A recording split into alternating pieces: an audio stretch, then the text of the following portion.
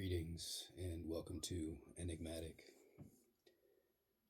I'm exiting the medicine space right now and thought that I'd share a personal reflection as the reflection is ongoing. But I think to do this pretty often, I'd like to record a video, share thoughts, ideas, concepts, share my personal philosophies that I would like to delineate a bit more, things of that nature. So there's ideas, there's content, but then there's a divide as to what does my audience want, right? Or what should I put out that is going to garner attention as we live in this attention economy right now. And as I try to become more comfortable at what I feel is an older age, putting myself out there again, something that was easier for me when I was younger, and as I've gotten older, it's just extremely hard. So there's a part of me that mandates my own authenticity that I interact with on a regular basis. And so, when trying to decide what kind of content I want to create, first and foremost, I try to think about what, is true to me, what fits with how I think and how I exist. Because it seems disingenuous to just pick a topic or to try to find topics based on the premise of what is going to appeal to my audience. At the same time, we are trying to build communities and we're trying to build connections through audiences that we create and things like that. So there's a lot of balance for me to find as I do some of this practice. And then I think there's also a part of us that we want to be seen in a certain way. And I'm learning to, let go of that because, everybody also wants to be understood. And I strive very hard to be understood. And a lot of times if I feel that I'm understood, then I feel I'm also seen in a given context in a way that I think is true in the moment for how I know myself or how I'm aware of myself or how I'm aware of how I'm feeling. So all that's to say is that, a lot of this is an exploratory process, and some of that's actually kind of cool if we allow it to just be cool and to be willing to change and to grow. And so that's kind of what's occurring right now. That being said, I did start a Substack, and I plan to try to post something that I write on there at least twice a week, just making some sort of goal.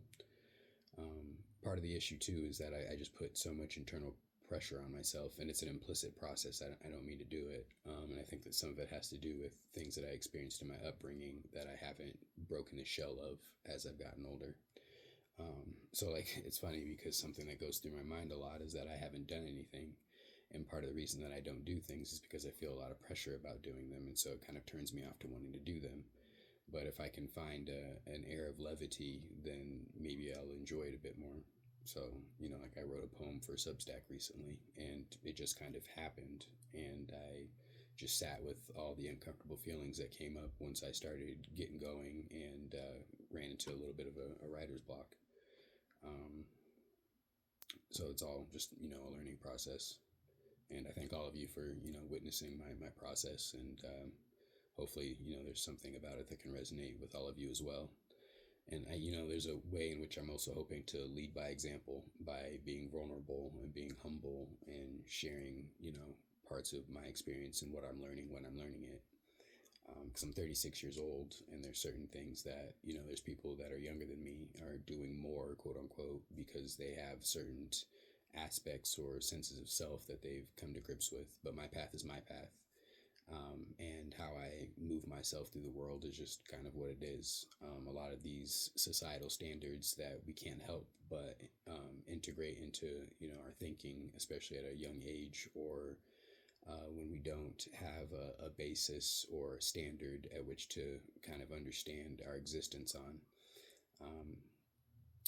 These standards can be one, they're not exhaustive because they don't cover the gamut of, the human experience and what an individual might go through relative to, biology all the way up to socioeconomic background to, general environment.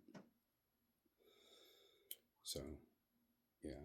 And I think that, another way in which I'm trying to, be humble here and lead by example is by, sharing what I learn as I learn it. because, back to the societal standards and things like that, there's times where it seems that we're expected to know certain things at certain times, but not every kid learned addition at the exact same time as every other kid on the planet, and that can be said for a lot of other lessons that we learn in life. And sometimes when we want to share something that we've learned, we worry about the shame that we might feel implicitly from somebody deciding to disparage what we've learned when we learned it, which can make learning hard.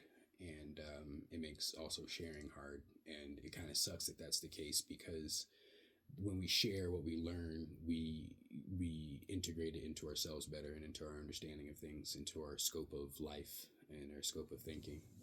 Um, so just all kind of interconnected in certain ways. But yeah, I do thank you for just being here. If you liked, please give me a like. It always helps. As does a subscribe. If you found something in this valuable that might help somebody else, please feel free to share also. But in the meantime, be good to you, be good to others, and take care.